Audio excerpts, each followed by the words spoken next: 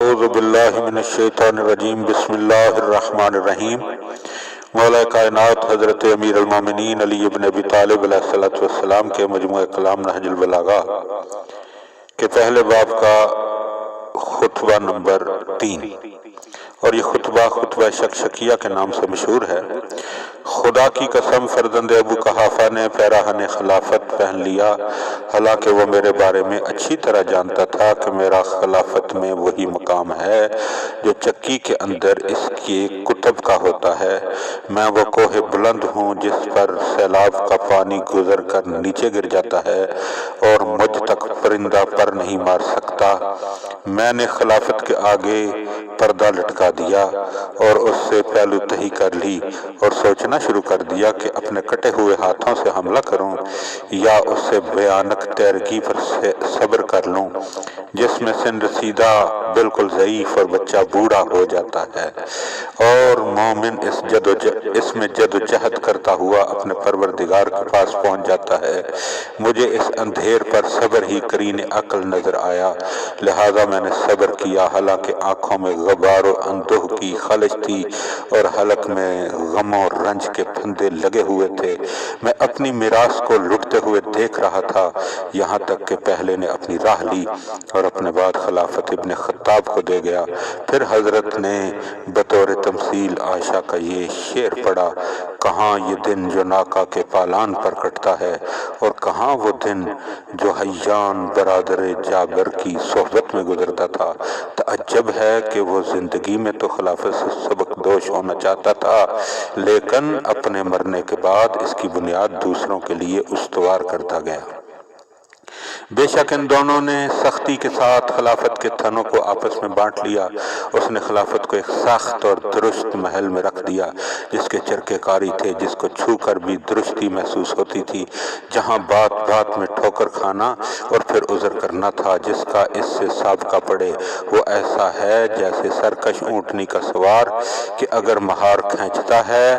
تو اس کی منہ زوری سے اس کی ناک کا درمیانی حصہ ہی شگافتہ ہوا جاتا ہے، جس کے بعد مہار دینا ہی ناممکن ہو جائے گا، اور اگر مہار کو ڈھیلا چھوڑ دیتا ہے تو اس کے ساتھ مہلکوں میں پڑ جائے گا۔ اس کی وجہ سے بقائے عزت کی قسم لوگ کجروی، سرکشی، متلون المزاجی اور بے راہ روی میں مبتلا ہو گئے۔ میں نے اس طویل مدت اور شدید مصیبت پر صبر کیا، یہاں تک کہ دوسرا بھی اپنی راہ لگا اور خلافت کو ایک جماعت میں محدود کر گیا، اور مجھے بھی اس جماعت کا ایک فرد خیال کیا۔ اے اللہ، مجھے اس شورا سے کیا لگاؤ، ان میں کے سب سے پہلے کے مقابلے ہی میں میرے استحقاق و فضیلت میں کب شک تھا جو اب ان لوگوں میں بھی شامل کر لیا گیا ہوں۔ مگر میں نے یہ طریقہ اختیار کیا تھا کہ جب وہ زمین کے نزدیک ہو کر پرواز کرنے لگیں تو میں بھی ایسا ہی کرنے لگوں، اور جب وہ اونچے ہو کر اڑنے لگیں تو میں بھی اسی طرح پرواز کروں، یعنی حتی الامکان کسی نہ کسی صورت سے نباہ کرتا رہوں۔ ان میں سے ایک شخص تو کینہ و عناد کی وجہ سے مجھ سے منحرف ہو گیا، اور دوسرا دامادی اور بعض ناگفتہ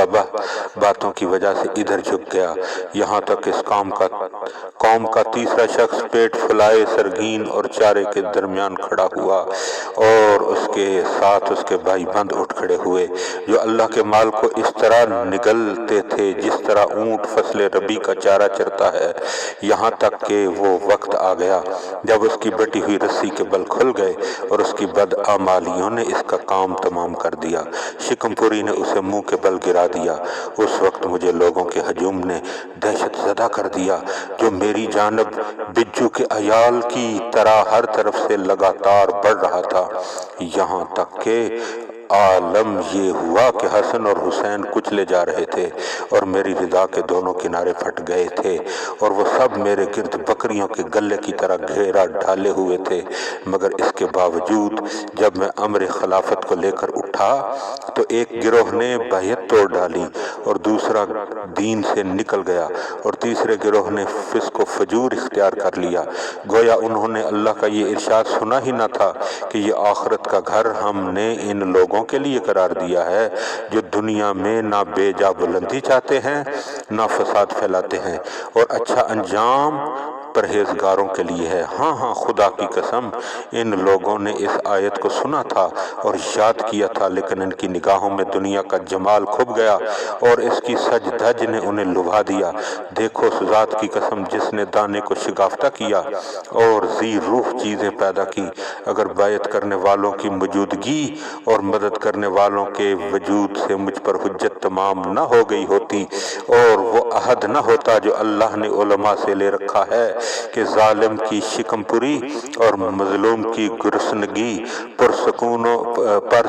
و قرار سے نہ بیٹھیں، تو میں خلافت کی بھاگ دوڑ اسی کے کندھے پر ڈال دیتا اور اس کے آخر کو اسی پیالے سے سیراب کرتا جس پیالے سے اس کے اول کو سیراب کیا تھا، اور تم اپنی دنیا کو میری نظروں میں